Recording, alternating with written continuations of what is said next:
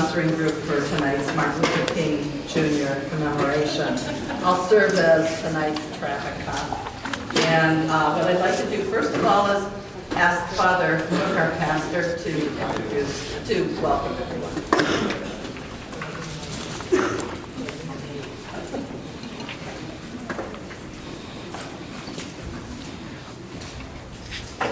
Thank you, Jane. I appreciate it very much, and welcome everyone to this great event sponsored by the beloved community. I think it's totally appropriate that we begin this talk tonight from a freedom rider of how we can live together more as brother and sister on the day that our government is having impeachment trials. But I didn't look at the news today. I have no idea what happened. And in some ways, you got to get out of the outcome business and realize that just the pursuit of truth is a journey of peace. No matter what happens in our government and our world, we have to continue to struggle for peace. Because it is a struggle, it doesn't come easy. Tonight's event also, as we learn more how to be brothers and sisters in love in the memory of Martin Luther King, our brother, our Christian brother. We're also kicking off this season of nonviolence, and Marge Sears and the Peace and Justice team has been working diligently for a long time to bring a group of talks through the Lenten season, starting tonight, even before the Lenten season, of how we can learn and study to be members of peace, to live as brothers and sisters. And that's also appropriate because last year in 2019, we had 41 mass shootings in the United States. A mass shooting is 4 or more people who are killed in one incident or shot, to the cause of 211 deaths. I may have told you this before, and not to get too political, but the night that I was sitting up in my room and the night that President Trump was elected, I was looking out my window, and I've always wanted to go back to Latin America and be a priest because I live in Guatemala, and I had the faith of the people down there was tremendous, and they've had their own suffering living with the Mayan Indians. But I remember Christ saying to me clearly as I was looking out the window, "Phil, you don't have to go anywhere. The struggle is right in front of you. The struggle's right here in Detroit." And one beautiful thing about this parish, if you look around the room tonight, we still have to learn from one another, but for the most part, we are black and white, rich and poor, or let's say middle class, a little bit lower middle class. And we get along. Not only do we get along, but we keep learning how to love one another. And all of you teach me how to do that. And I still got a long ways to learn from everyone in this room. So thank you. One little more thing, and then we'll get on to a prayer. This also begins nonviolence, as I said, and on February 12th, if you have your flyers here, Kathy Kelly of Voices for Creative Nonviolence will give us a talk over at UDM, sponsored by us, Gesu Church, and Peace and Justice. Her talk will be Nonviolent Resistance to Forever Wars. Back in the summer of 2000, I had a little time off as a Jesuit scholastic, and I went to visit my friends in Chicago. And Kathy only lives and has her office only about a mile from where my friends were. I didn't tell the Jesuits this, but I worked with Kathy for a couple of weeks. And it was absolutely phenomenal. This was during the Iraq War. This is when, and post-Iraq War, I should say, post the first war, the Gulf War. Her room was bugged. The government would be on the phones, and they were doing everything they could to bring peace to the Middle East and especially Iraq, and to talk about and to get rid of the sanctions that were killing people. And I found out things, and sure enough, that was the summer of actually the summer of 2001, and we all know what happened that September. So all of this is connected. And I really commemorate Peace and Justice, beloved community, everyone else in our parish is working hard to make all this happen so that we can continue to learn and study and love one another more, and that we will lay down any weapon that we have physically in our hearts so that we can continue to study no more and live in God's kingdom. So thank you for all who's working on this. Thank you all for being here, and let's bow our heads and pray. Loving God, Almighty One, send us your Spirit here tonight. Help us to continue to learn to love like your Son Jesus loved, who brought all people together of many different ethnicities, beliefs, different religions, different understandings of the Torah, different understandings of your Father.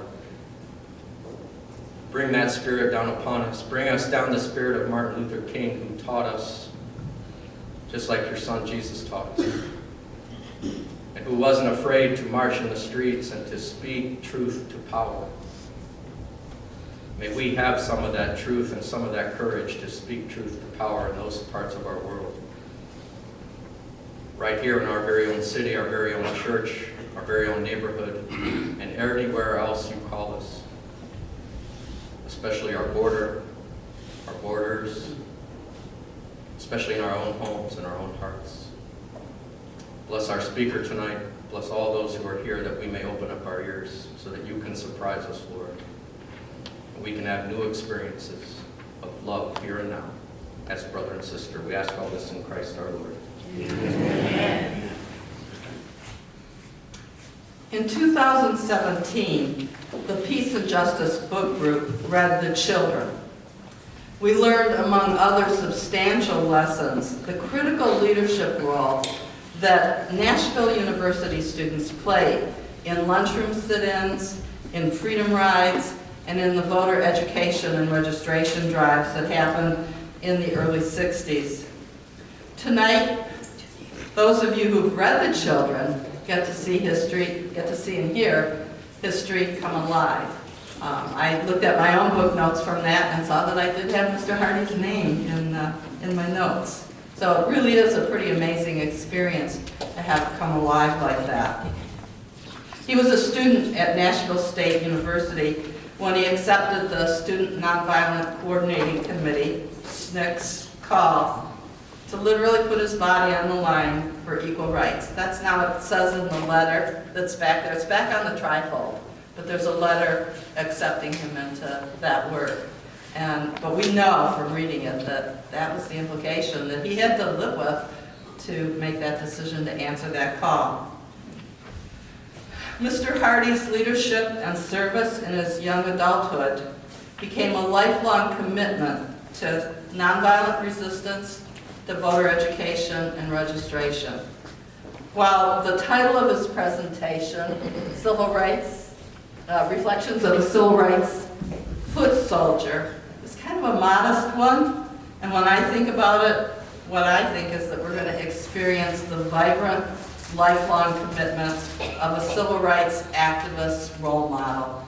I'm claiming role model, not foot soldier. He weaves his activism, his teaching, his film and dramatic roles into a life of dedication that has brought light and hope into a continuing civil rights struggle. One of the things that I did was, since we don't really know each other, is I did that typical thing of web searching. And one of the things that I came away with is just an astonishment at how frequently he's contributed his experience to all kinds of groups all over the state. All kinds of them, large ones, small ones, really formal ones, but he's really done that over his lifetime. It's not just something that is new or different. It's been part of his life. So tonight we're most grateful that he has taken the time to do a presentation here at Gesu and that he initiates our season of nonviolence. Mr. Hardy.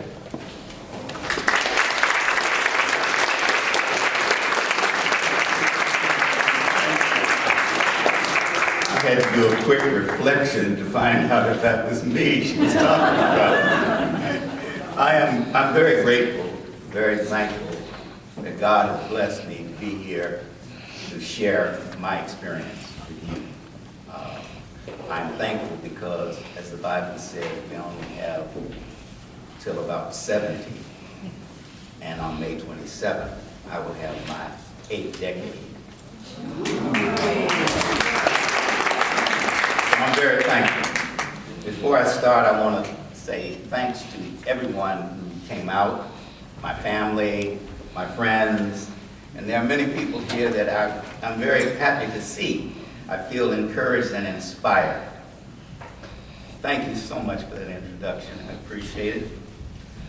But good evening. Good evening. I'd like to thank Charlie Sears and the beloved community for this opportunity to share my civil rights experience as we honor the legacy of Dr. Martin Luther King, Jr. I appreciate this opportunity to share my thoughts of the movement as one of its foot soldiers. And I say foot soldier because I felt like we were the infantry. We were the infantry. And you have generals, you have colonels, officers, etc. But an army moves on the foot soldier. Not to negate your point, but I was in the infantry and I feel honored that I was.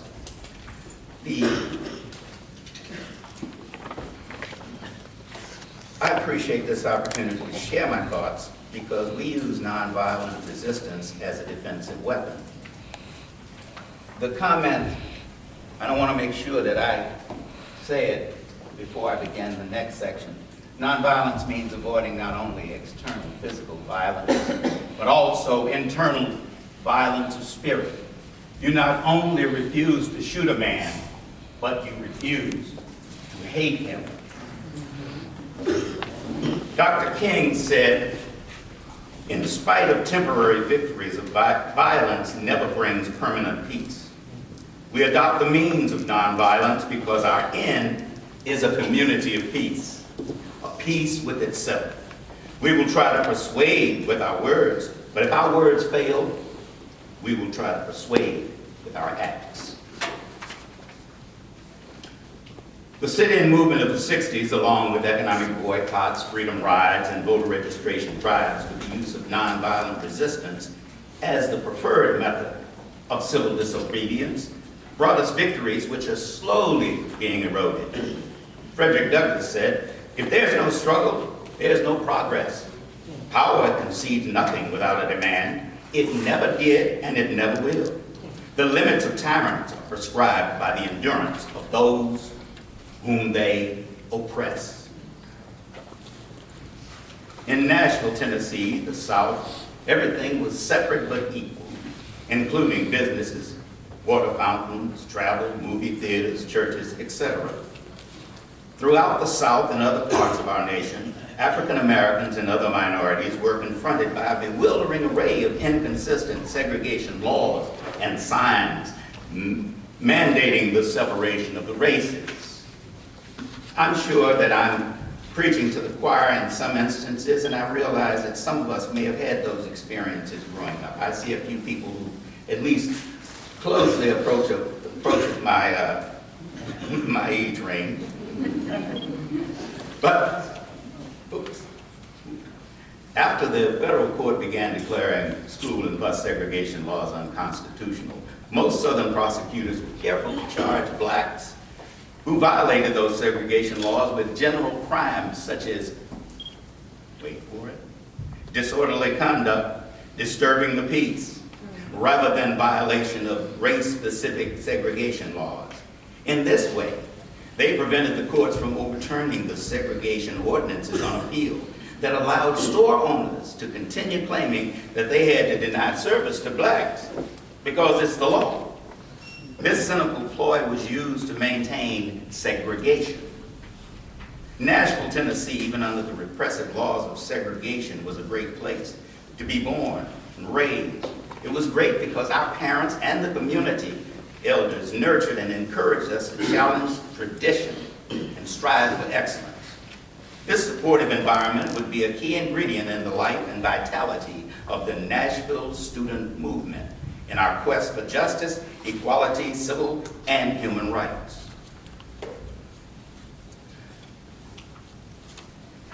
When I entered Tennessee State University in the fall of 1959, I learned that they were going to have sit-in demonstrations Didn't know what they were, but I would soon find out.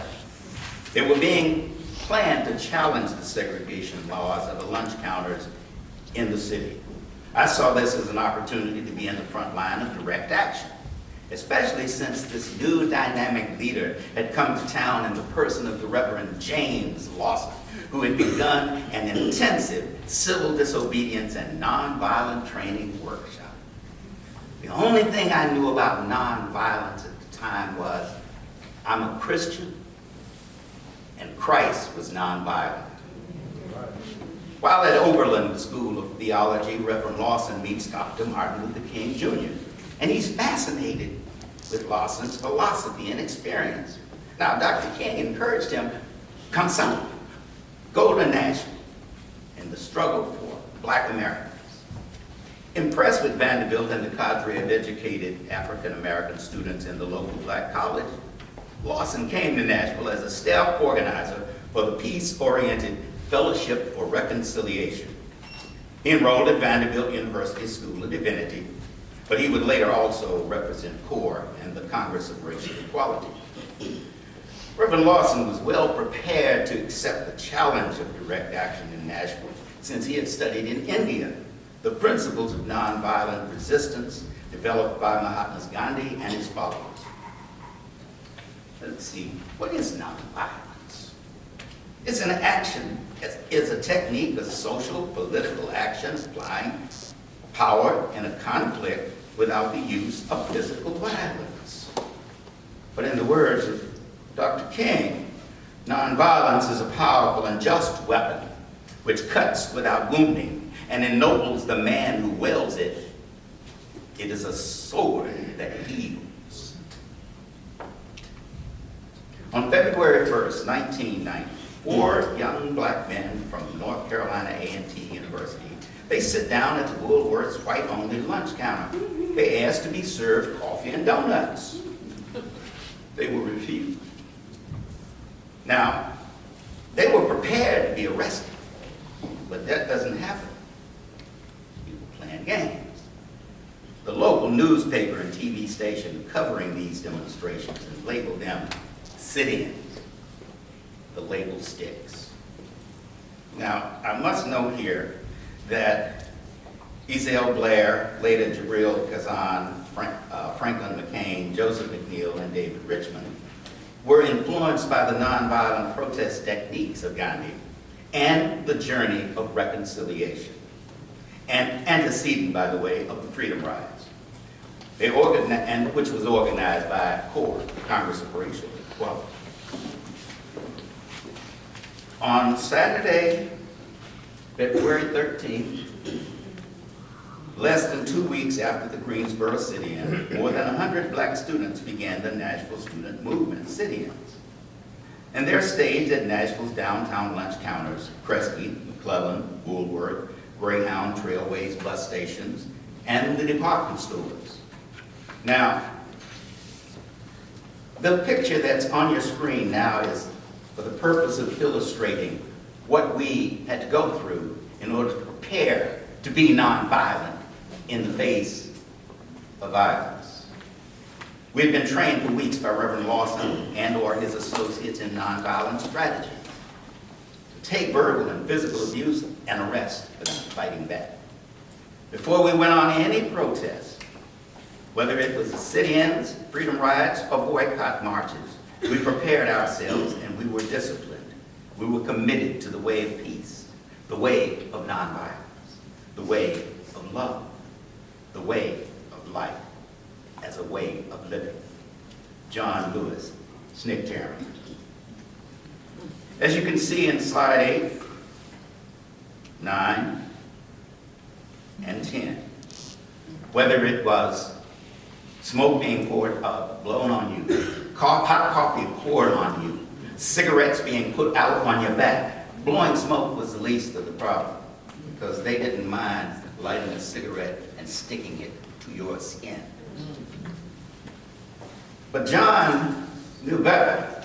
You gotta start trouble, make it good trouble.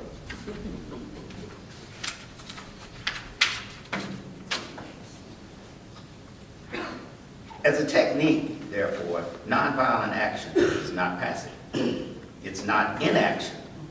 It is action that is nonviolent. On February 20th, 1960, at the risk of hurting my parents' chance of earning a living, I joined other students to sit in at the Walgreens lunch counter. White, racist hecklers harassed and attacked us, but we meet and defeat their violence with peaceful, nonviolent resistance. We were continually reminded of Dr. King's lesson that if we succumb to the temptation to use violence in our struggle for freedom, unborn generations will be the recipients of a long and desolate night of bitterness. And our chief legacy to them will be a never-ending reign of chaos.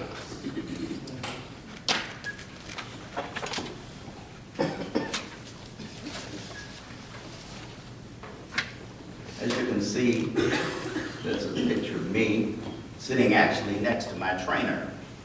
That's me in the gray, in black coat, believe it or not. I know I don't look the same. But that's Curtis Murphy sitting next to me on that lunch counter. And Curtis, who later went on to become a school principal, he and his wife both were school principals later. The next morning, 2 pictures appeared of me in the Nashville Tennessean and the Banner newspapers. My fear of economic reprisal against my parents became a reality. My mother worked at the historic Hermitage Hotel as maid in the housekeeping department, of course. The day following our arrest, she was confronted by her supervisor about the sit-ins and the fact that my picture was in the paper. The supervisor suggested that if my mother wanted to keep her job, she should condemn these unlawful protest demonstrations. My mother refused, and without missing a beat, she defended our movement and the nonviolent protests that we were participating in by saying it was about time things changed. Yes, thank you. Miss Mamie didn't play. Now I'm gonna have to do a little aside here. Was my mother excited about me sitting down there having these hooligans burn me up, spit on me? No, she wasn't. But she remembered that she had instilled this in us. My father, Mr. B.J. Hardy, and my mother, Miss Mamie Hardy. They let us know, you have to be proactive. Despite this seeming setback, my mother, Miss Mamie, got a much better job at David Lipscomb University, a Church of Christ school, by the next week. She later would be hired by Fisk University to work in the Crossway Residence Hall, where she worked for many years before her death on June 25th of 1970.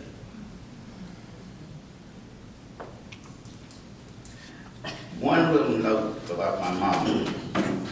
My mom was the kind of lady who could walk into the mayor's office and the secretary would say, Miss Mamie's here.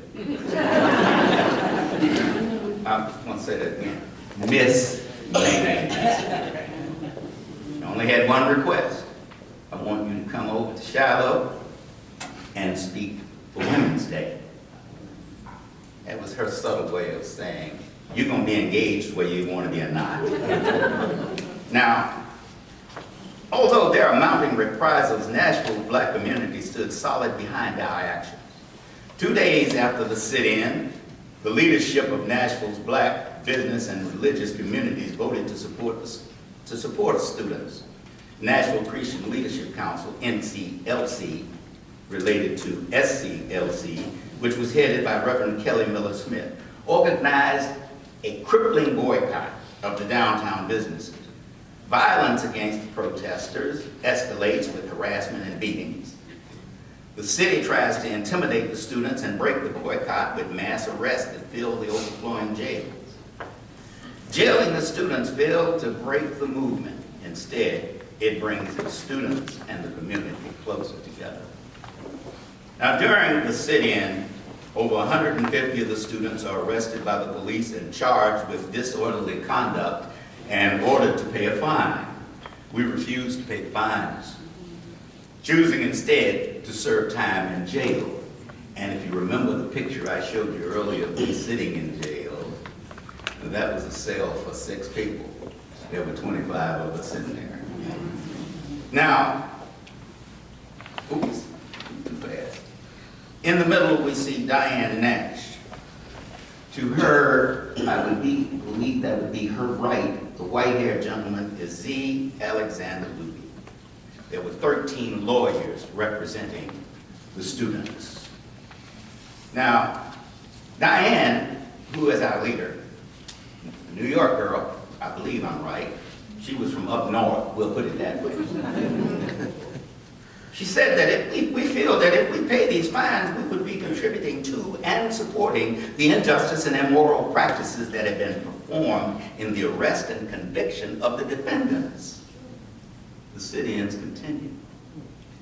Reverend Lawson is subsequently expelled from Vanderbilt University School of Divinity for organizing the sit-ins and other nonviolent protests against racial injustice.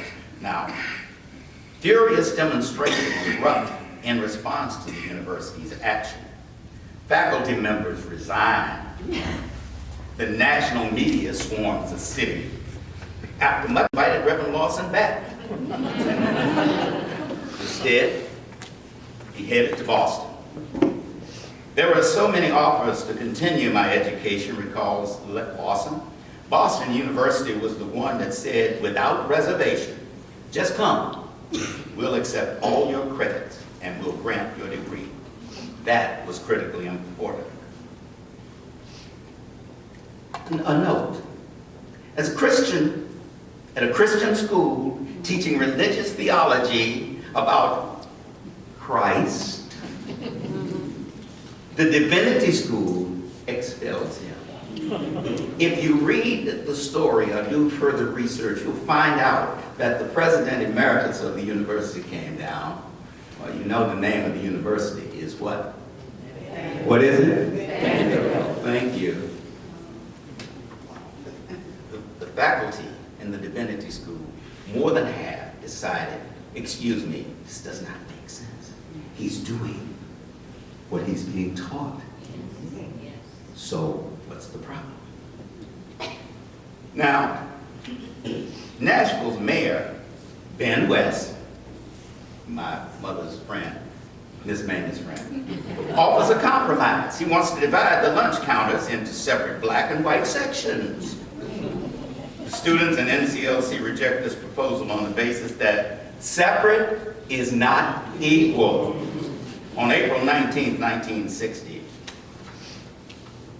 the home of our lead attorney, Z. Alexander Luby, is bombed, destroyed by a terrorist bomb. He and his family escaped unharmed. Now, I have to make a note here about Mr. Luby. Mr. Luby was not, he had always been attacked because he had always been an activist. Mr. Luby, it should be noted, was a part of the defense team for 25 black men charged in an attempted murder for the Columbia, Tennessee race riots of 1946, and winning acquittals for most in the aftermath of the first major racial confrontation in the United States after World War II. He participated in numerous other cases, including leading desegregation of schools in Nashville. He served as a Republican, member of the Nashville City Council from 1951 until 1971. It is important to mention that is because there are a lot of people who are unsung, but who built the base for us to move forward on and shoulders to stand on. So Mr. Luby was not just defending us because we were attacked viciously. He was defending us because that was what he believed in. He was nonviolent, by the way, because law is nonviolent, or supposedly. Following this horrendous act of violence, a community mass meeting was announced by the Nashville Christian Leadership Conference and the student movement for April 21st, 1960, which was held at this university chapel. There was only standing room only. And we had, that's, as you can see, Dr. King and Reverend Kelly Smith, and please forgive me if I do not know the lady's name in the picture, and I've been searching it. I haven't found it yet. Let's make sure that I'm staying on track here. We shall overcome. Everybody knows that anthem. Well, this gentleman standing in the middle of that picture is Guy Carawan. Guy Carawan is a folk singer and a member of the Highlander Folk School, which is now called Highlander Research and Education Center. And if there's anything you'd like to contribute to Highlander because of their fire, and some of you probably know that. I know that the beloved community knows about that. Guy was the person who got us ready to sing this song, and we sang it. On your right is John Lewis, Congressman John Lewis, who was a student at the American Baptist Theological Seminary and one of our original members. And on the right, your left, in the tan suit, is yours truly. And we sang with our hearts and souls. And people were standing outside of the chapel. The chapel is a historic place on Fisk University's campus. Now, thousands of demonstrators and students, adults, including many white citizens, marched through Nashville to the steps of the City Hall to protest this act of violence. Diane Nash presses the mayor to admit that segregation is morally wrong and that the lunch counters should be desegregated. In a moment of, I don't know how to describe it, but God is awesome. He will put words in your mouth that you had not planned to say. The mayor acknowledges that the immorality of segregation in Nashville, that segregation is immoral. It is a sin, and it should be done away with. Nashville becomes the first southern city to desegregate its public facilities. On May 10, 1960, 6 downtown stores began serving black customers at their lunch counters for the first time. Diane Nash, in the middle, is among the first black customers served. That's Sandy Hemphill. To her left is Stanley Hemphill. His father and mother, they owned one printing company, Hemphill's Press. We've always been enterprising. Now the young lady, I believe it's Peggy, but I'm researching that now, and I've been trying to get that name, and I shall because I want to add it to this. By the way, she was also singing with us on the stage. Demonstrations continued in Nashville and elsewhere throughout the South until the passage of the Civil Rights Act of 1964. Is anybody having a problem hearing me? No. This ended overt, legally sanctioned segregation. However, as we know now, even now, that folk have a way of just ignoring the law. On January 31st, we received a letter from Reverend Smith advising us that our attorneys had been victorious and all charges brought against us during the sit-ins had been dismissed. That's Diane and Reverend Smith reading our letter, and that is an actual copy of the letter I received. Now, I'm going to show 2 slides here before I move into. I have 2 other parts, freedom rides and voter registration. But I would be remiss if I did not mention or to tell you what happened to Reverend Lawson. As you can see, Reverend Lawson, who is also, you'll see later, anyway, he was involved in a lot of movement. He was a non-violent person, and he really practiced it.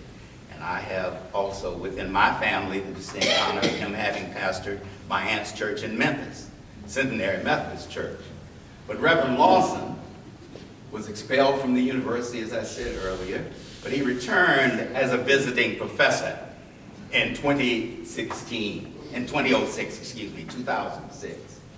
His commitment to nonviolent social change and the gospel ministry were not two different commitments, but a unified, disciplined discipleship lived out in Nashville, Memphis, and Los Angeles.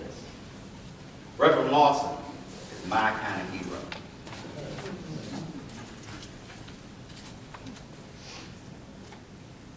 The next slide is of someone I'm sure most of you have heard of, but I should mention her very importantly because Miss Ella Jo Baker worked for Dr. King in SLC, but she felt that they were a little staid, a little stiff, because you have to understand SCLC in those days thought we were a little radical. And therefore, you know, the NAACP believed in prodding slowly through the courts, etc. We believed in direct action. But Miss Ella Jo Baker was the person most influential in organizing the multiple student groups into the outstanding civil rights organization that we know today as SNCC. Miss Ella Jo Baker held this meeting at her alma mater, Shaw University, where she was class valedictorian of 1927. Now, as I said, from that meeting, we formed the organization known as SNCC. Now,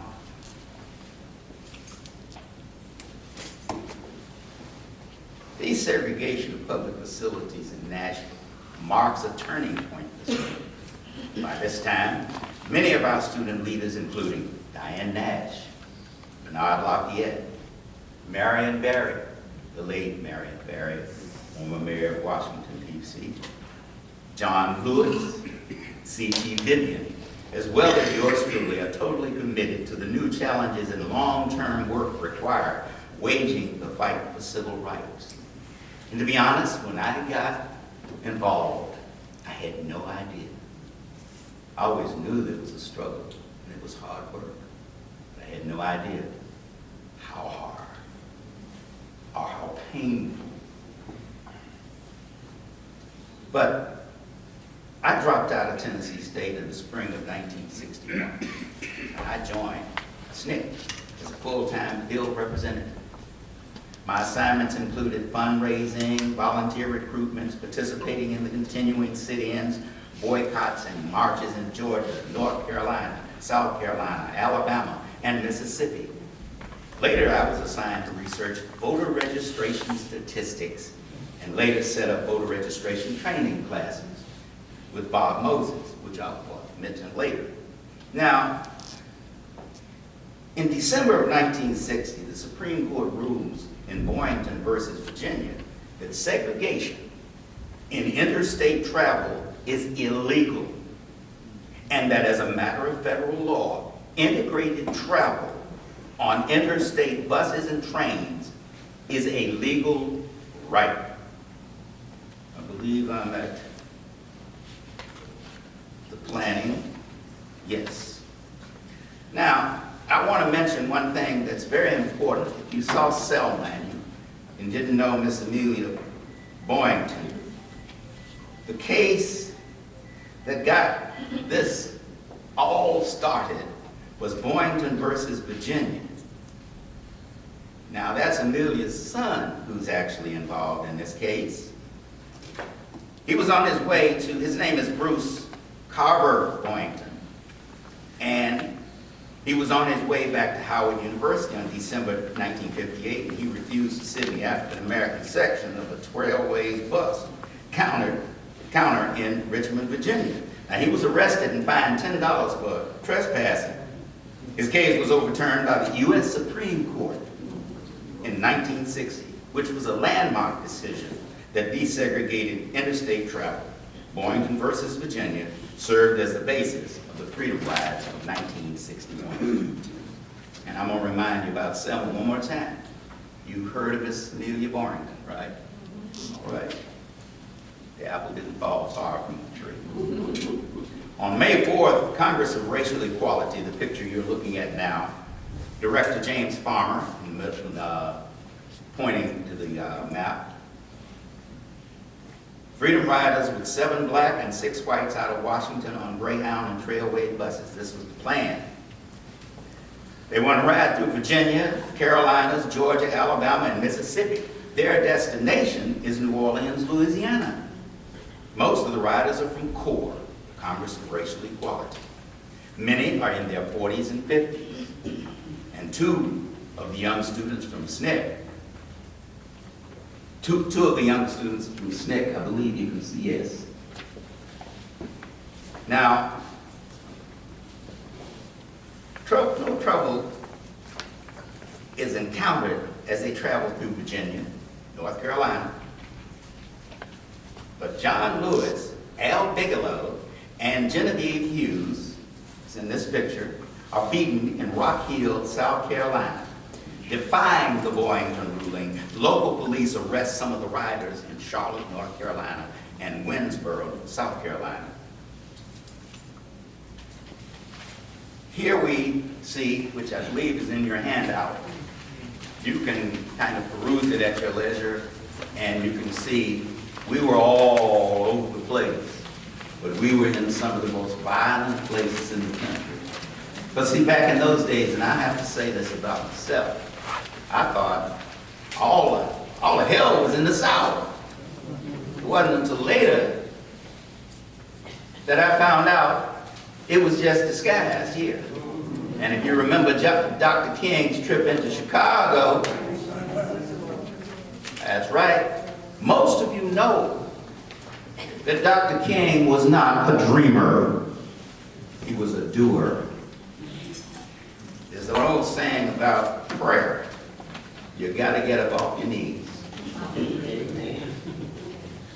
Now, white political leaders in Georgia chose not to defy the Supreme Court ruling by arresting the riders. The riders crossed Georgia without incident. But in Alabama and Mississippi, the segregationist politicians seized on the freedom rides as a political opportunity, railing against integration, race mixes, communist plots, the Supreme Court, and the federal government. Now, as you can see, this was a big ride. We covered a lot of territory. Now, when people decide that their way of life is being abridged, they come up with more options, more ways of trying to dissuade you.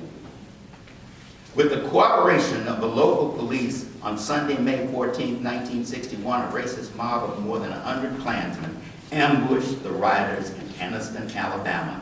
By the way, May 14th was Mother's Day. The bus tries to flee, but attackers give chase, halting it on the outskirts of town and then setting it on fire. I'm sure most of you by now have seen pictures and images or even the videotapes of it. The mob holds the door shut to burn the riders alive. Unbeknownst to them, the Alabama Highway Patrol had an undercover officer on board.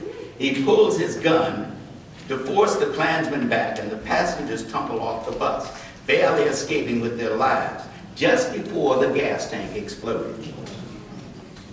Corps student leader Hank Thomas is beaten with a baseball bat to the head, while other riders are also brutally assaulted.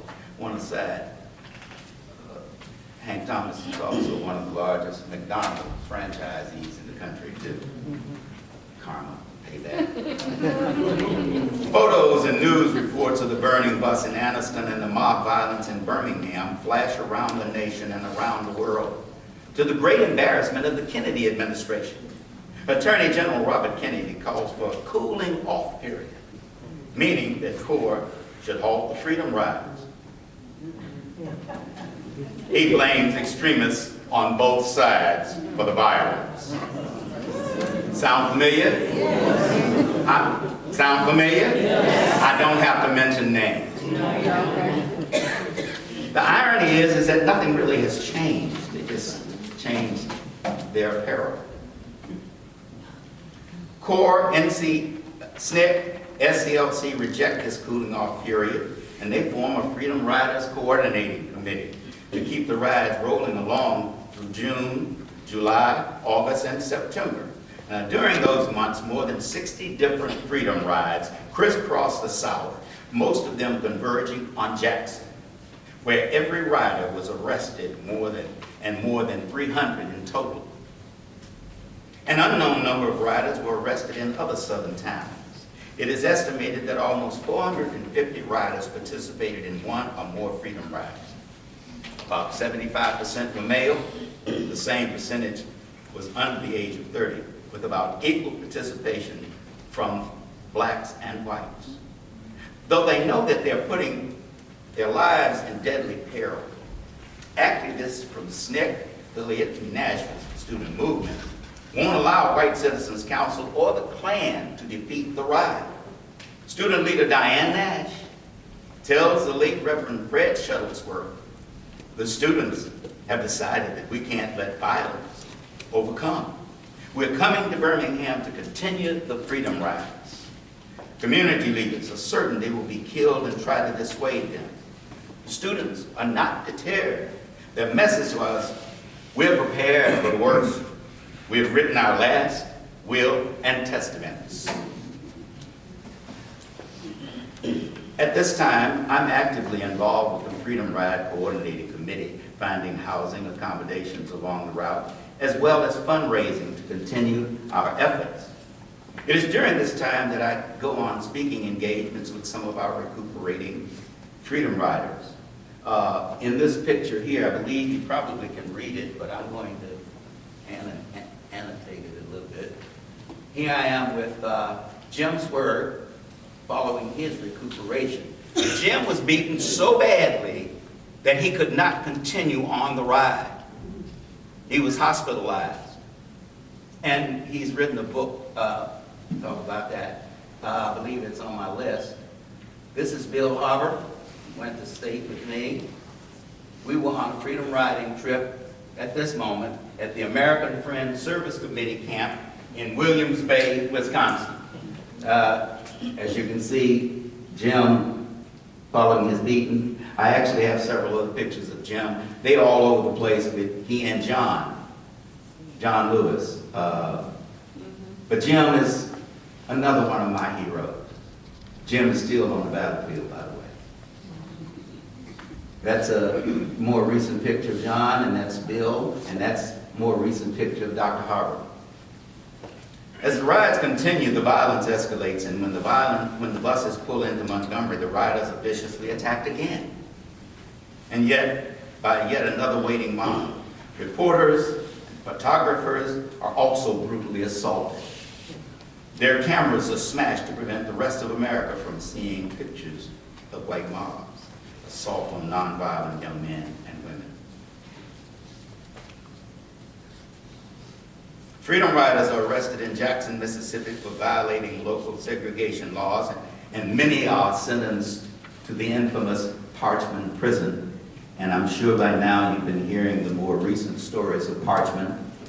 By the way, that's a private prison group that is running that section of Parchman, where all of these terrible conditions are met. Poor food, rats, infestation, and more recently, I believe, help me out, I believe a young man died, and they called his mother to come and get him, but they did not declare.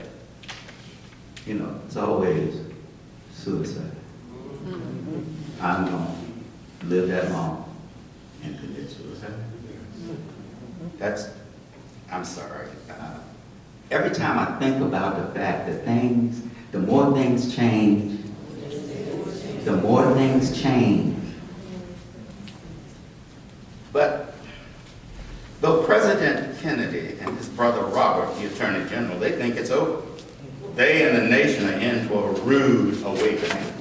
Now, instead of the violence stopping the rise, more freedom riders follow.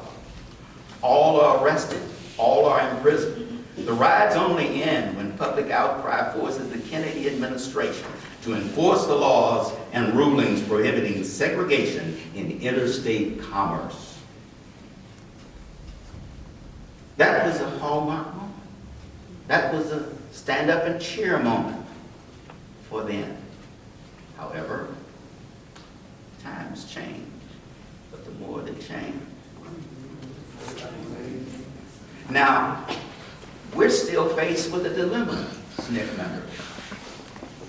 We still have a big struggle in front of us because we know by now that one of the most important things we need to attack and address is voting rights.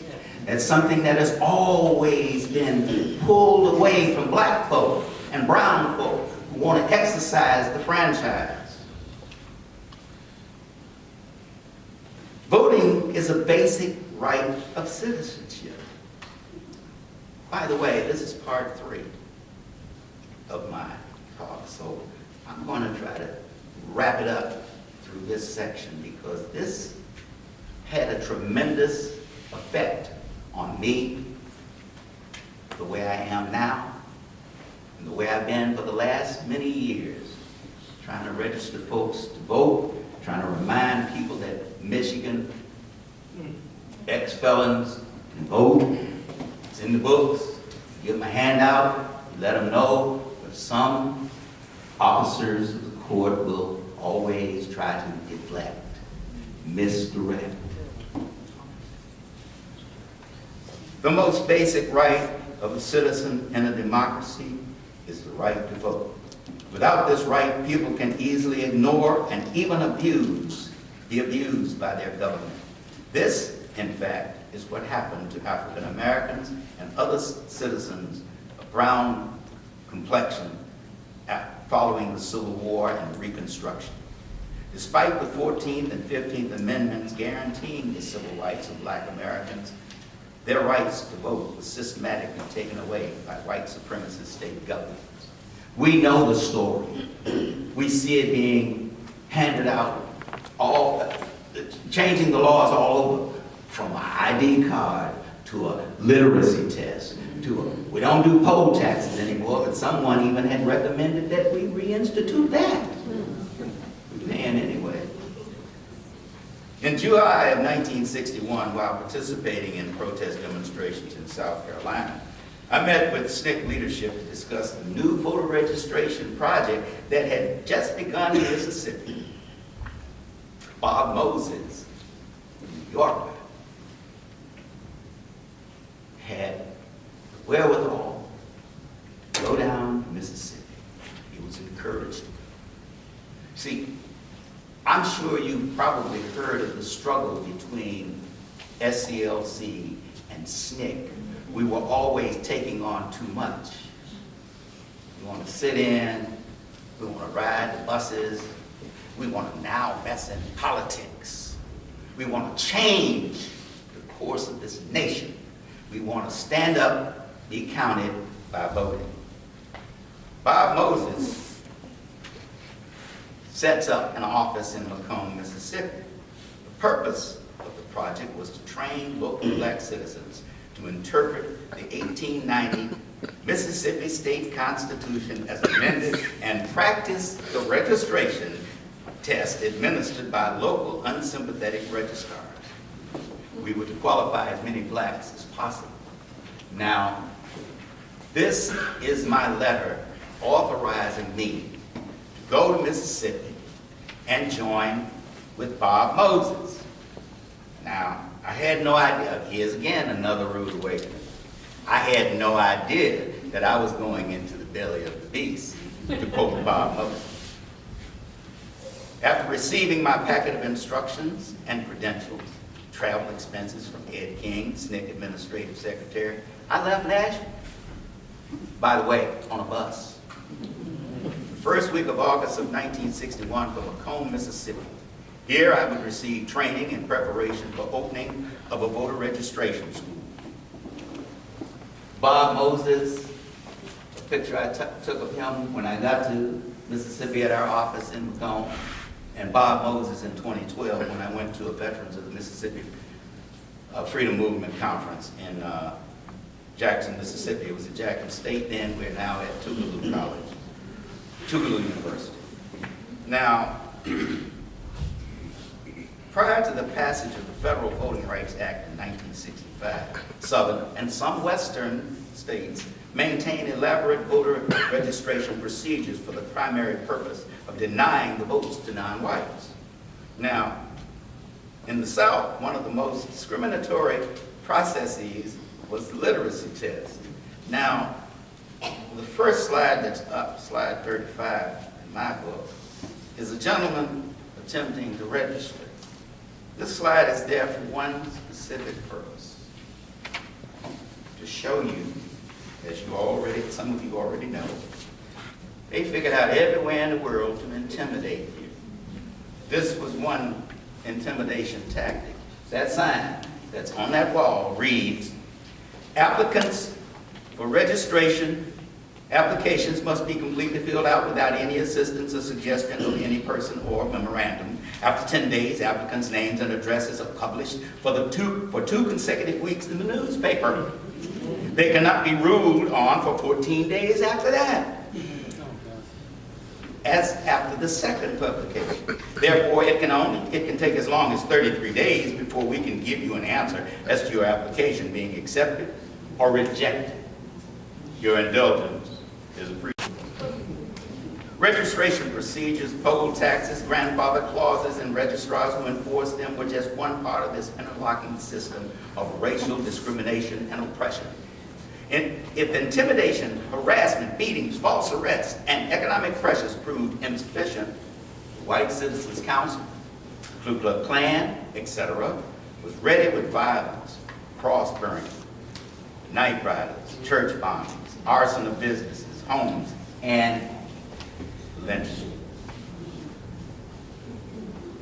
This was truly domestic terrorism, but the white establishment saw this violence is justifiable in defending Southern heritage and the Southern way of life.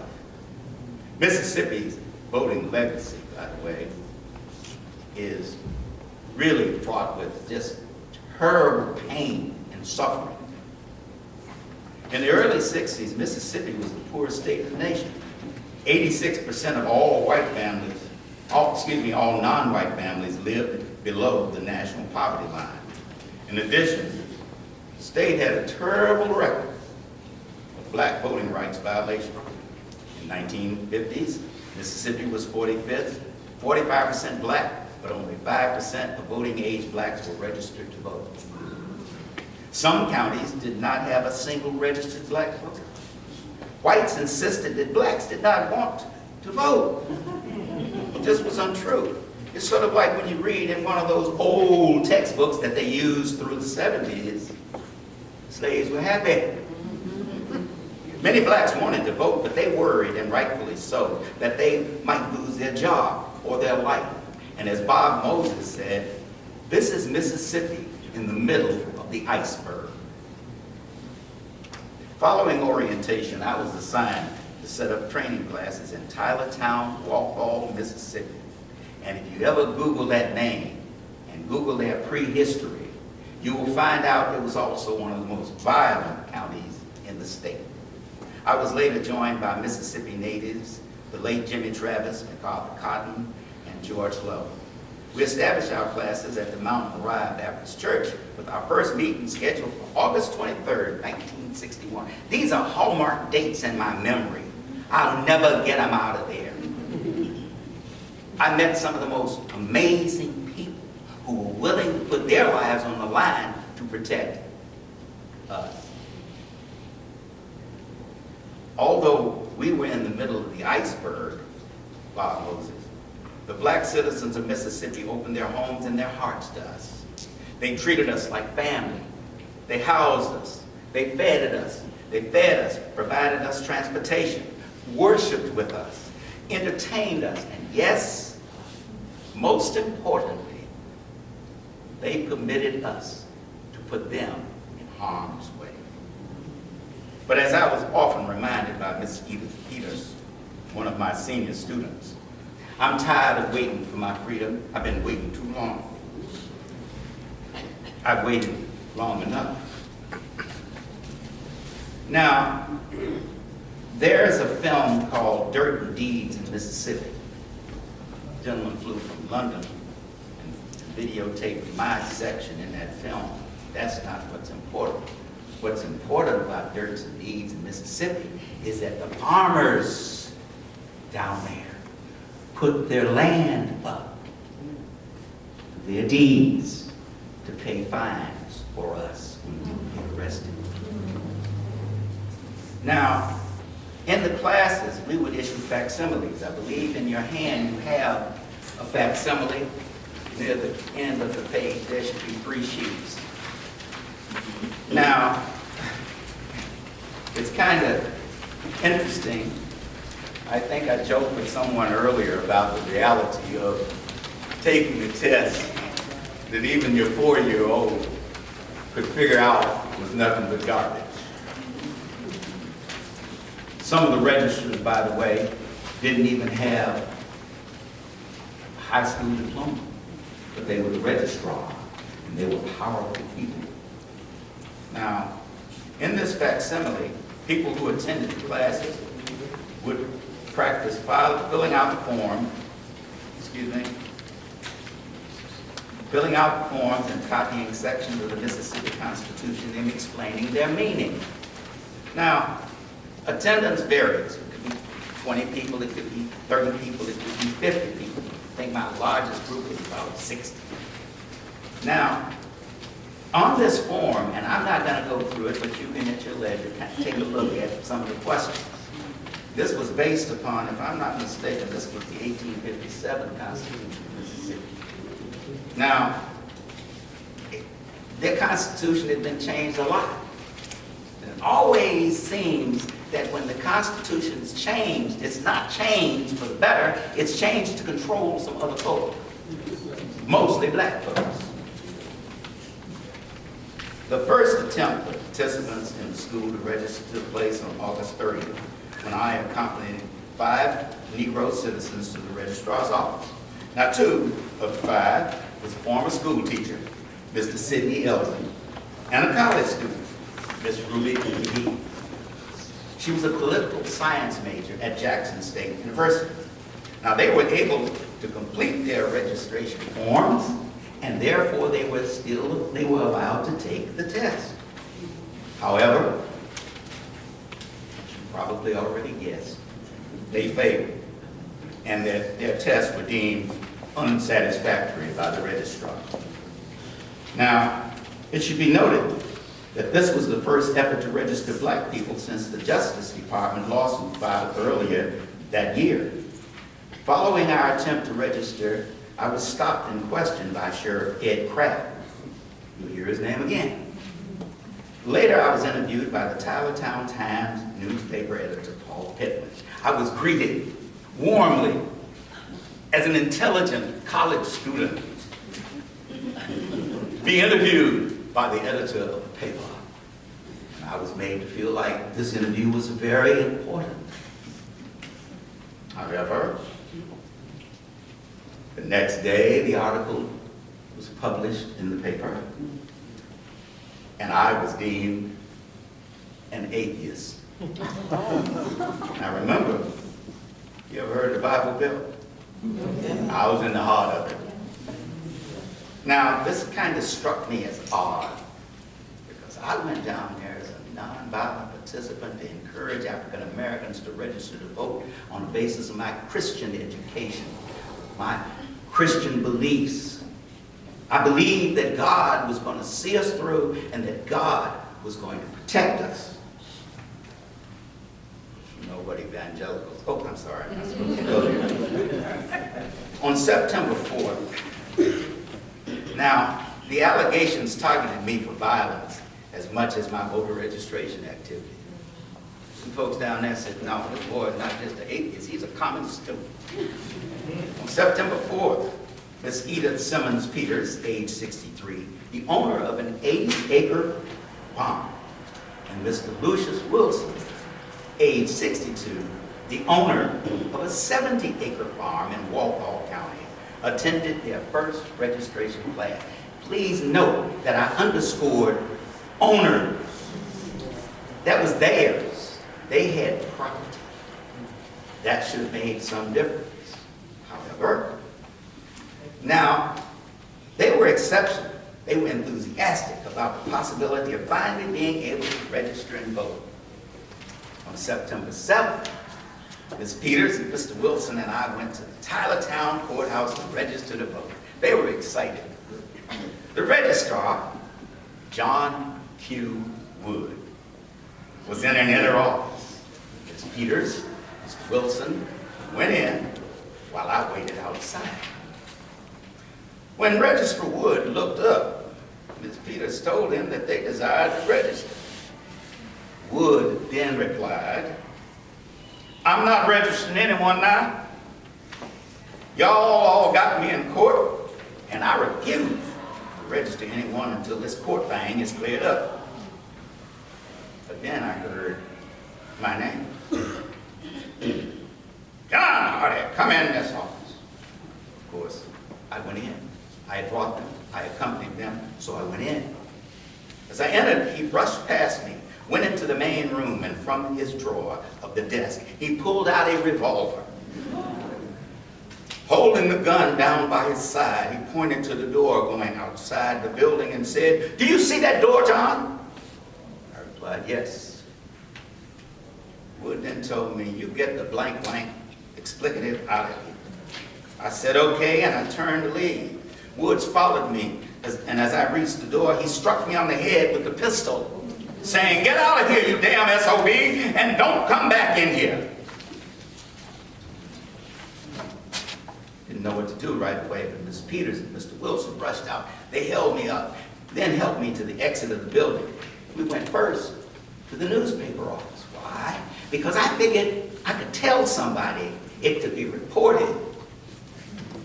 I told the editor what had happened. He instructed me to get medical attention right away, since my head was now bleeding profusely. Staggering into the street, I encountered Sheriff Ed Kraft again, who all but laughed at my request that the registrar be arrested for assault. Instead, Ed Kraft hauled me off to the Tylertown jail, charging me with resisting arrest and inciting a riot. After several hours of interrogation by the local city attorney, later that day I was transferred to the Magnolia jail for my own protection. I was a little wary of going to Magnolia because this was where Bob Moses, who had been beaten on the street by one of the sheriff's relatives, was placed. And I know what they tried to do to him there. Now, after several hours, they interrogated me, they took me to Magnolia, and it was allegedly due to the feelings about the incident running high in the white community. By 9 o'clock that evening, I found myself in the same cell block that had housed Bob Moses 3 weeks earlier, following his beating, as I said, in the hands of a local sheriff's relative. Turns out it was his nephew. The judge released me the next morning on a $100 bond. My trial for disturbing the peace was set for September 22nd, 1961. While awaiting arraignment, by the way, as we left the jail finding out the fine, we were accosted on the street by some citizens who roughed us up and pushed us around. So by that evening, they wanted to reinforce the point. White folks told us, "Y'all better get that nigga out of town before something serious happens to him." Now, to reinforce the point, the house where I was staying was shot at several times in a drive-by attacks. Many black residents, fearing for my life, had Mr. Curtis C. Bryant, who was also a very active participant and activist in Mississippi and in that part of Mississippi and across the state. He smuggled me out of Walthall County with the charges against me still pending. Did I miss one? I hope I didn't. Anyway, I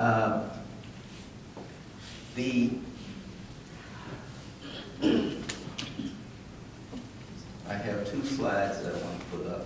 That's 39. Negro vote drive in Mississippi is set back as violence erupts. Now, the irony here is that I thought this was bad. However, we had some angels in the wing.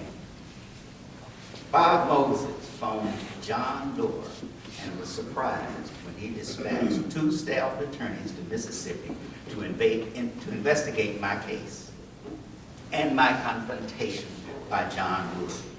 Now, even more surprising was that the Justice Department's effort to block my prosecution, by Mississippi authorities. This is their way of trying to not just protect me, but also to assert what was going on, to let everybody know this is what's happening, this is what they're doing to the young people trying to register people to vote. Now, with Burt Marshall's approval, who was head of the division, Doerr sought a temporary restraining order that would delay the scheduled September 22nd trial. Citing a provision of the 1957 Civil Rights Act prohibiting intimidation of voters on racial grounds, Justice Department attorneys pleaded their case before District Judge Cox, but came away with nothing but a judicial scolding from the segregationist stalwart.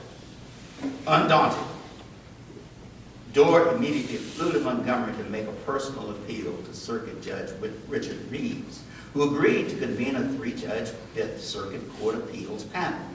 When the panel met in Montgomery later in the month, Marshall himself argued that the government's case in U.S. versus Wood, and by a vote of 2-1, the court granted the request to overrule Cox, setting an important legal precedent for federal intervention in voting rights cases.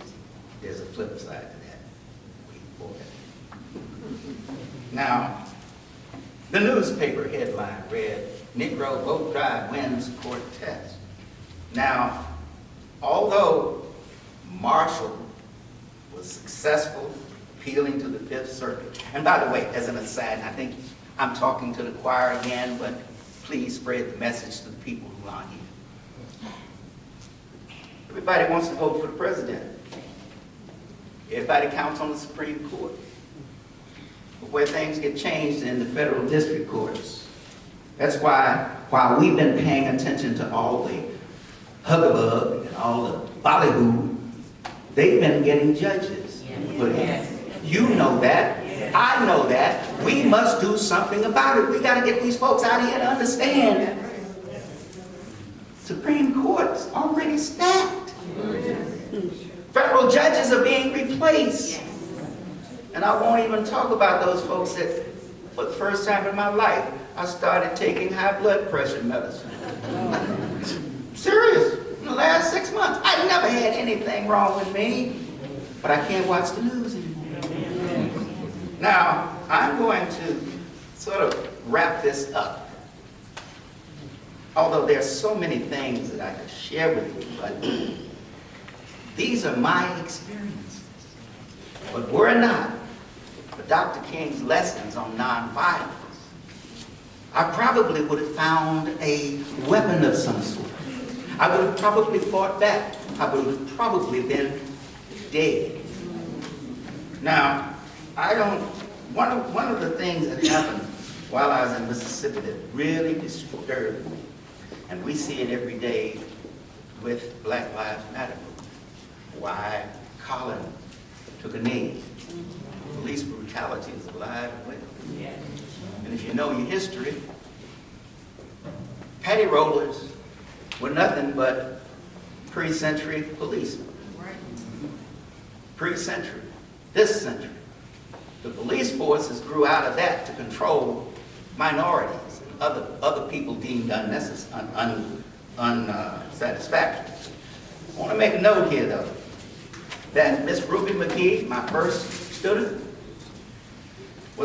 she filed a complaint against the United States Department of Justice, which resulted in a court case, which the judge gave orders for Ruby to be allowed to register. She won a victory, and she was the first person in Waldo to get her voter registration card. However, the stage for violence in Mississippi was set before we ever arrived.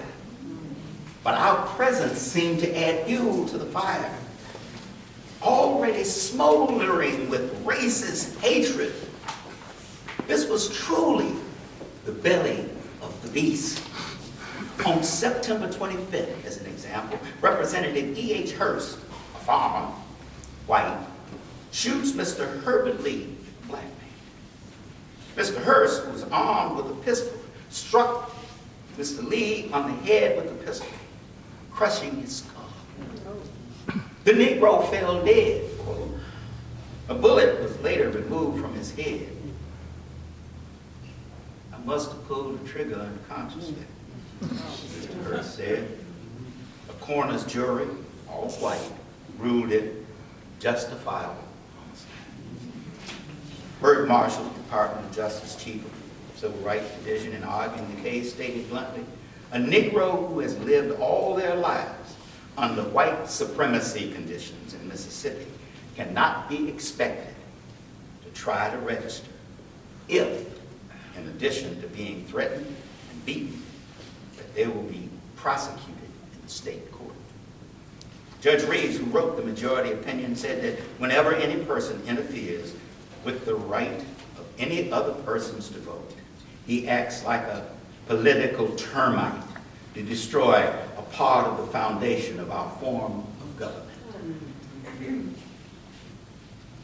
These are lofty sounding words, but we know where that's gotten us. In 1963, Walthall County dropped all the charges against me.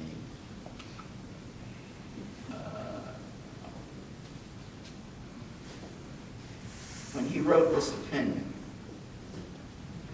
in my heart, I hope, and by 1965, we had a Voters' Rights Act that had all of the teeth that was needed to control those states who went out of their way to set up roadblocks for us.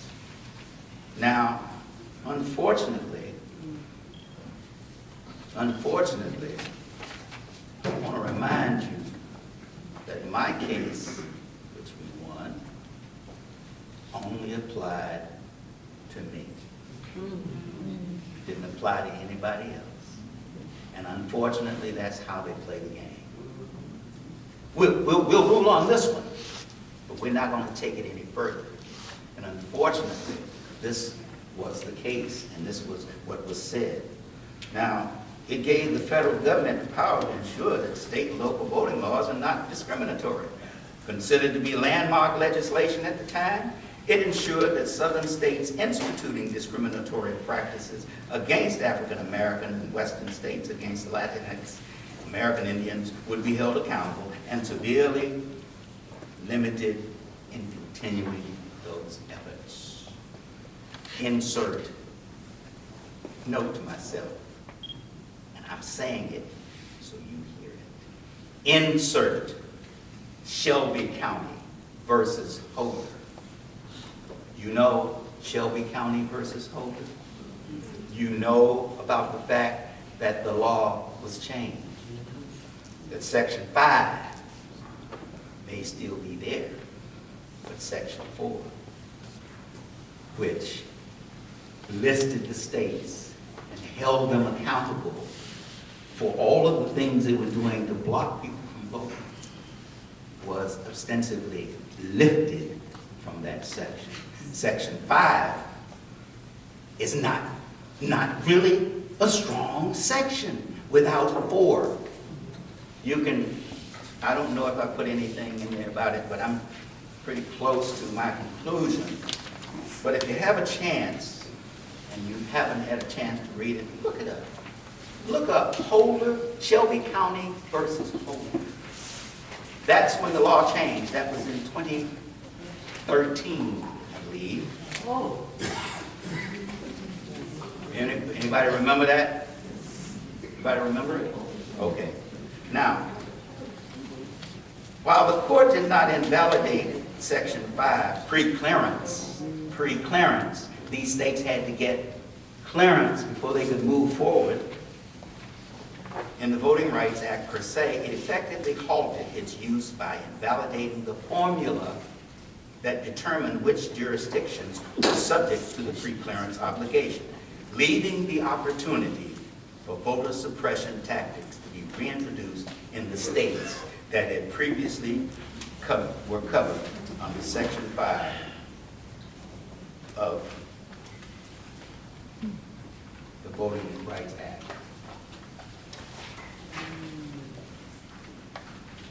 I don't want to spend a whole lot of time on it, but I think most of us in our daily watching of the news have seen that continuation of voter suppression, voter intimidation, voting rights are being ostensibly struck down. Students who live away from their home won't have enough time. They close voter registration centers, move them to one location where there might have been 5, there's now 1, and it's 40 miles away from most of the people who have no transportation and have access to no transportation can get there. Now,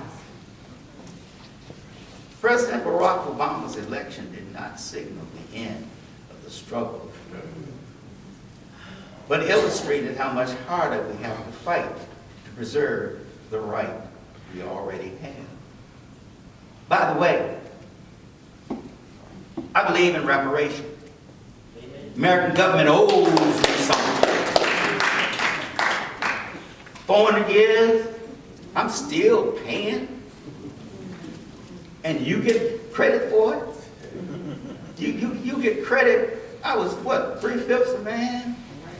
You could hire me out. We still have, by the way, debtors' prisons.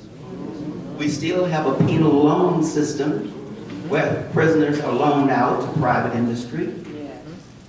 Now, although I was battered, beaten, my experience was well worth it for the changes that it brought.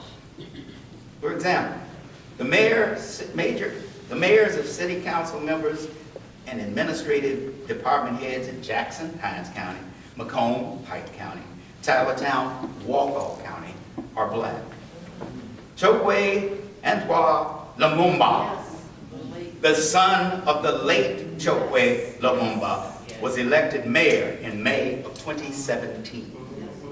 It appears that since we elected our first African-American president, as Robert Kennedy predicted, watch the film again, in The Freedom Rider, the specter of overt racism has come out of the closet to take away the rights we have gained.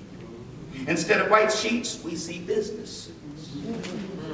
Conservative misinformation campaigns, such as the effort to distort our president's accomplishments.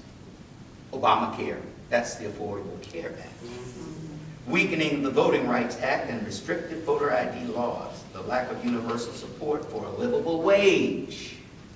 We already know that $15, you know, over the years, I've watched that minimum wage thing go from, y'all forgot, that was $1.25 minimum wage at one time. Anybody know that? Anyway, one of my students, I'm a retired Detroit teacher, my students asked me one time, how did you take it? Faith in God. Faith in God. Because there's no other way I'm standing before you today except I was blessed by the divine powers of God Almighty. Because of some of the stuff that we went through, there was no way we were supposed to come out alive. That's why, if you'll bear with me for one moment, I want to remember in thoughts and prayers the healing from my dear friend, John Lewis. John has been on the battlefield, one of Dr. King's lieutenants, along with Bernard Lafayette and others. But John's still out there. Remember, John said right after that man got elected, he's an illegitimate president. He is an illegitimate president. And they seem to love stealing elections, not this time. It appears that since we elected our first president, and I want y'all to help me here because I want to make sure I remember. Was it Mitch McConnell who said we already have our reparation? Because we elected a black president. I'm sorry, did I get it right? All right, okay. Moscow. I said it, and if it's recorded, that's fine too. But we have to educate our people to the reality of the current socioeconomic and political changes that are occurring all around us. We will find ourselves revisiting the same old themes of pre-1960s all over again. And don't let me get you started on that, on number 45. Let's remember to remind our family, our friends, and people that we see on the street, please go register and vote. Now, I'm going to close. Hope that shows up. Can you read it? Before we allow this reversal of progress, let us be about the business of saving America for the future of our children and their children. For we are our brother's keeper. There's an importance to voting. As Dr. King reminded us in his awakening along the way, and people always talk about he was a dreamer, but he was a doer. And he was more radical, and it is still my belief that Dr. King was not killed because of civil rights, but because of Vietnam.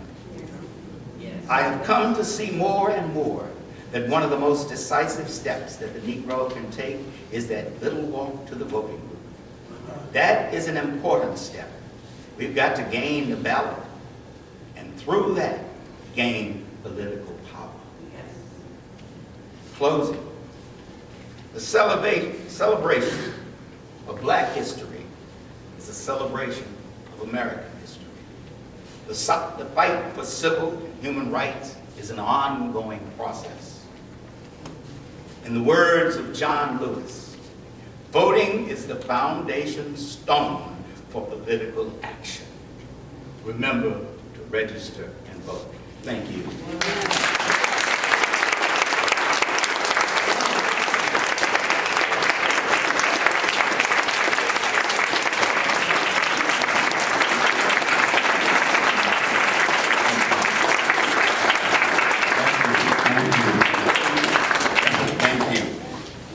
If there are any questions, I will do my best to answer. Yes, Pat, my dear friend, one of my nephews. I have a question. Yes. We've known each other for a few years, and we've had many conversations.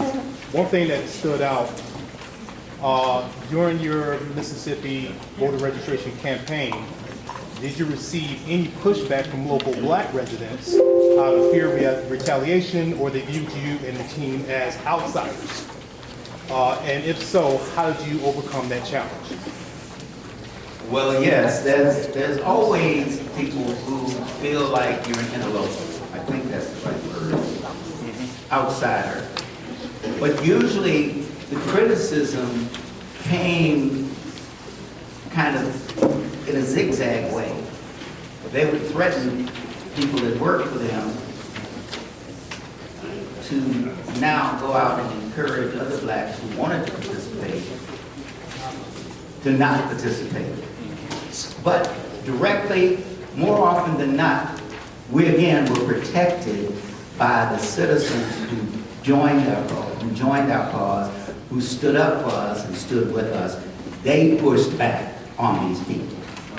One of the people who was very instrumental, we talked about dirt and deeds, is a young lady who today owns one of the largest tree farms in Mississippi. Her father, parents, they opened their house up for voter registration. Now, please remember, I was there in 1961. Everyone talks about the movement from the standpoint of 1964.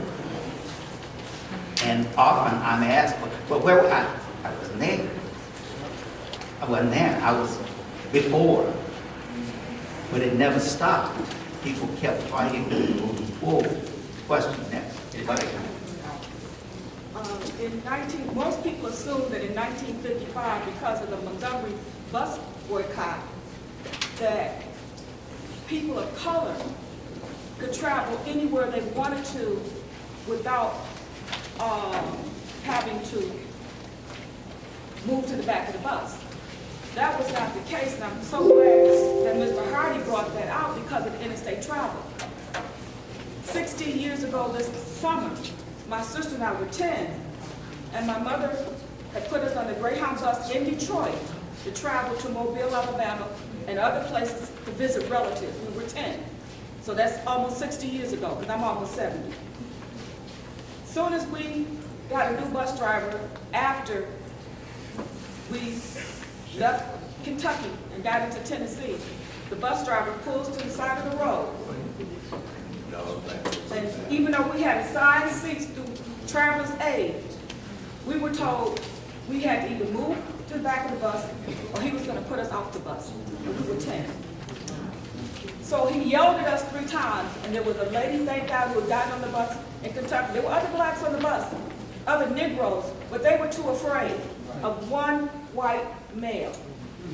And she told us to come sit with her, and then we went to the back of the bus. So those are the kind of things that still continue until certain laws were put in place. And if we don't actively participate and have our neighbors and our teenagers who are in high school to register to vote, we see what's been happening. I will say this real quick right now. Our president, God loves him, but 50 circuit court judges have been appointed by him, none of color. And if my memory serves me right, about 186 federal judges have been appointed, only 2 people of color. So we need to be prayerful, very, very prayerful. Thank you, and vigilant. Question? Yes, ma'am. And just to piggyback on Linda's comment, the census, as we know, is about to begin. And Michigan may lose a congressional seat. We got to get everybody counted. Folks need to understand the significance of the census. Thank you. Yes, ma'am. I wanted to make a comment with regard to interstate travel, because the reverse happened to me. I was with my mother, this is 1957, and I was with my mother, and we were coming from Montgomery, Alabama, and my aunt drove us all the way, I think it was like Atlanta, because she said, I wanted you to be able to get on the bus that was supposed to be integrated. So when we got on the bus, we were put like in the back. And my mother, we were, raised in Washington, D.C., so she yapping and we saying, we're supposed to be on this thing, we're supposed to be on here. So the pullman, I guess, he said, ma'am, he said, just be quiet for a second. My mother sat down, and another lady, she was fussing too. So he said, just be quiet. As soon as they got, I guess it must have been out of wherever it was, then he said, ma'am, come on. Then they moved us to the seats where we were supposed to move. And the lady who was still yapping, he said, well, ma'am, she didn't shut up. So we got moved up where we were supposed to be. That was just the reverse. As an aside, one of the interesting things is there was always somebody who was willing to do the right thing. My sister and I can attest to that.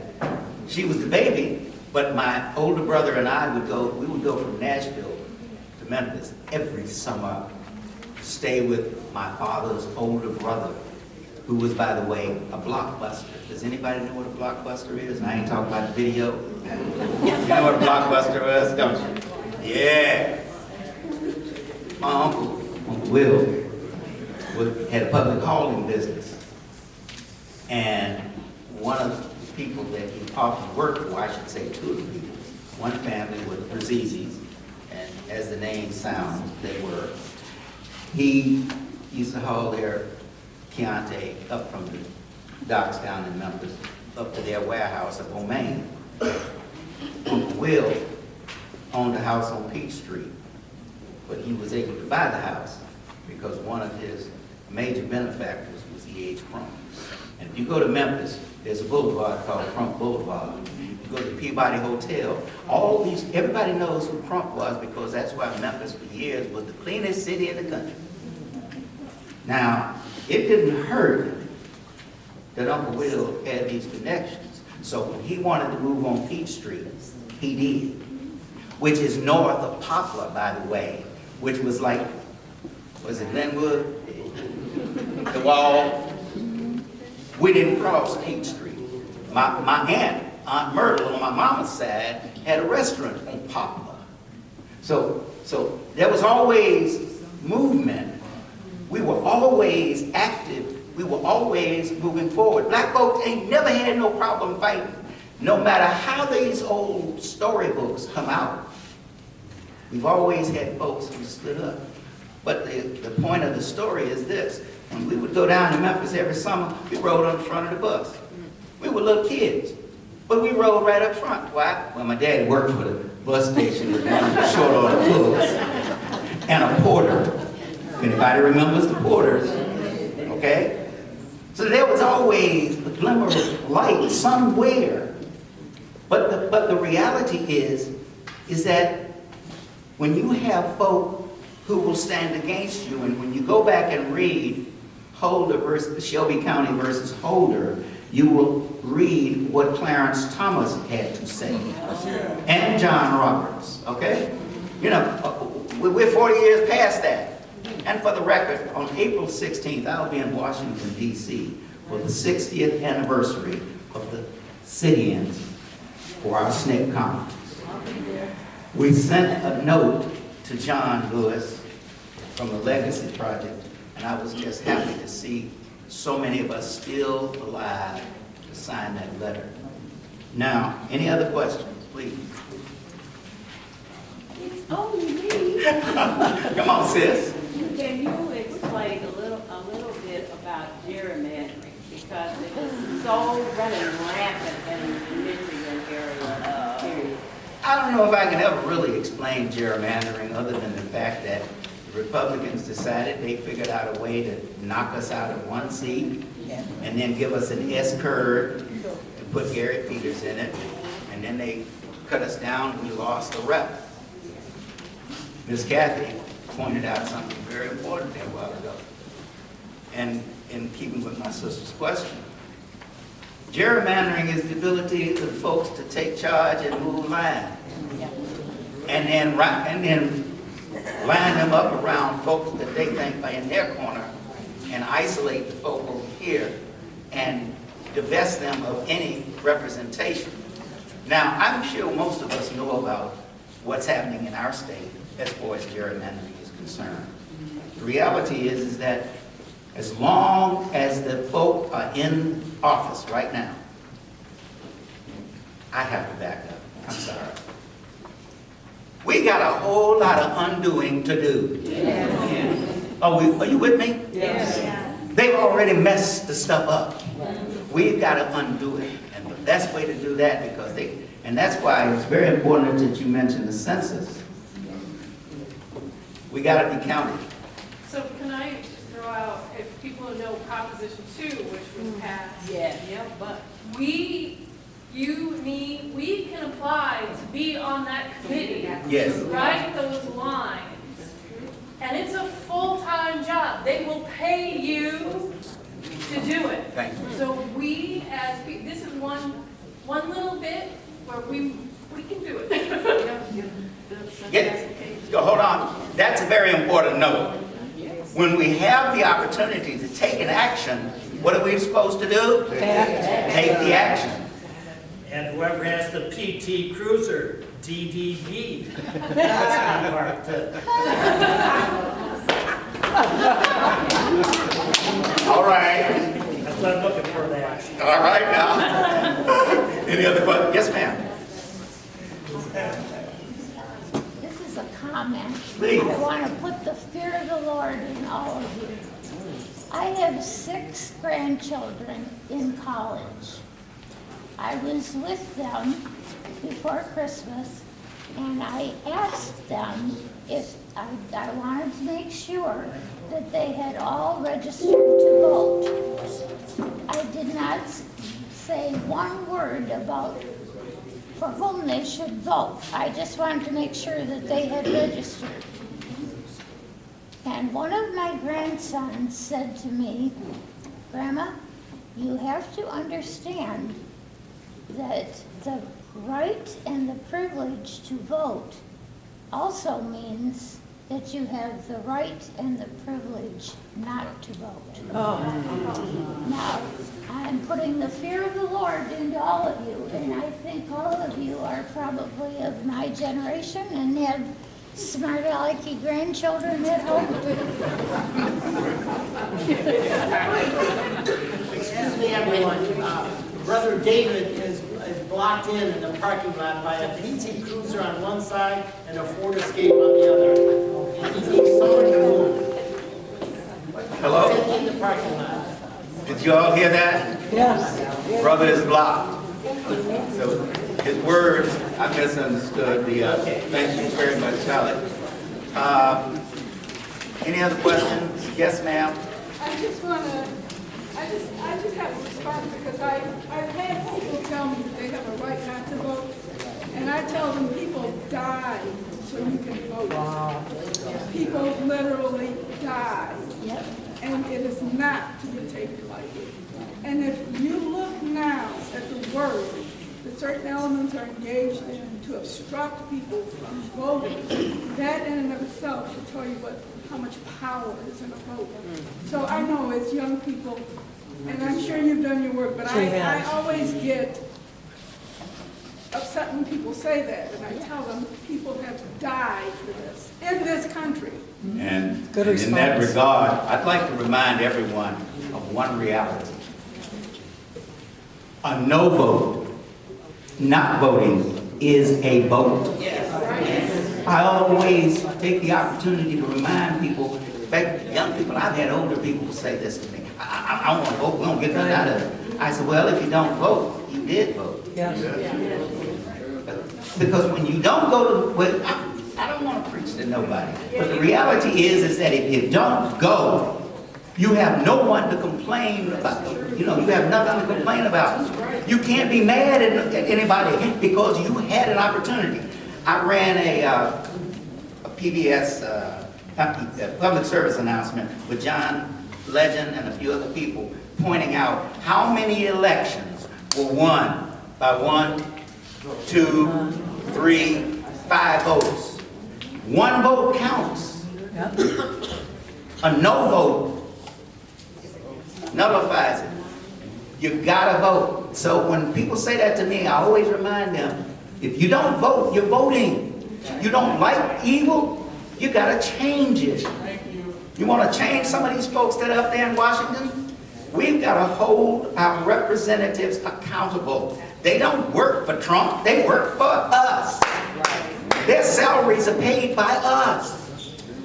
And I get upset also, I want to go back to $15, but every time I hear folks up here talking about, we got to get $15. Folks got to get $17.50 and above.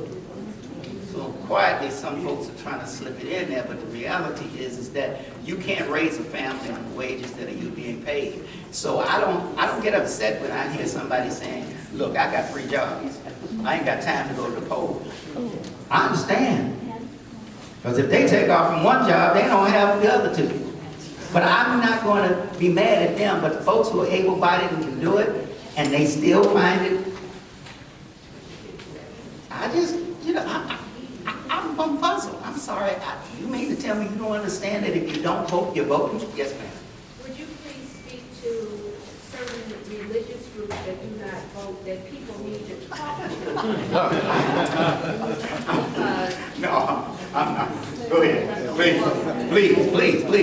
Tell them. Well, there are some people, and I'm just going to say they're Jehovah's Witnesses. Thank you. That do not participate in voting. And what they don't realize, a lot of times I've told them that the reason you're able to walk down the street and to knock on doors and have that freedom is because people died to vote, that you might have this right. So sometimes we have to offend the people that we say are friends with or neighbors with or come in our neighborhoods, let them know they have a responsibility to vote. Otherwise, it can be taken away from them. They're jeopardizing our rights. And I'm sorry, I didn't mean to, ma'am, I didn't mean to turn my back. But that is one of the fights that I've often had with some of my friends and family who are members of My sister knows I have to always pray before I say stuff because I'm subject to not only offend somebody, but I might actually revert. Because the reality is that I'm a union member, okay? And I'm going to use this in relationship to your comment. I'm in FLCIO, I'm a SAG after the Screen Actors Guild, I'm the American Federation of Television and Radio Artists, I'm an American Federation of Teachers, union member. I'm in all these unions. And we have some members who always get a waiver. That means they don't pay what I pay. I do it. And then I have those friends who are Jehovah's Witnesses. So I always compare those. And somebody said, how can you do that? I said, well, first of all of my friends who are out here working on waivers ain't paid no dues. They ain't paid no dues. But most folk who want a scab are riding in on the backs of folks that have fought for wages, which is why we had a middle class in this country. And all those folks who on allegedly religious grounds who say that they shouldn't be involved in the government, I'm sorry. Were those court-appointed people who tried Jesus? I'm sorry. Did I misspeak? Did I misspeak? What was Pontius Pilate? Okay? People don't understand they're going to be judged for what they do. Okay? And eventually, if you don't vote so that I will have my right to the tree of life, then far be it for me to stand up for you. But I will. Because that's the way I am. Anybody else? Because we have a couple more questions. Or anybody want to make an observation? Thank you very much for making that observation. Slide 38. Oh.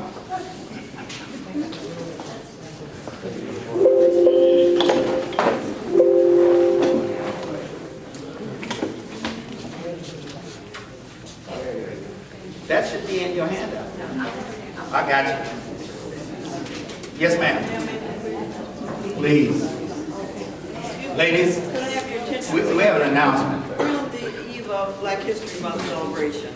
And Black History Week was founded by Dr. Carter G. Woodson, who is the premier historian of African American life and culture.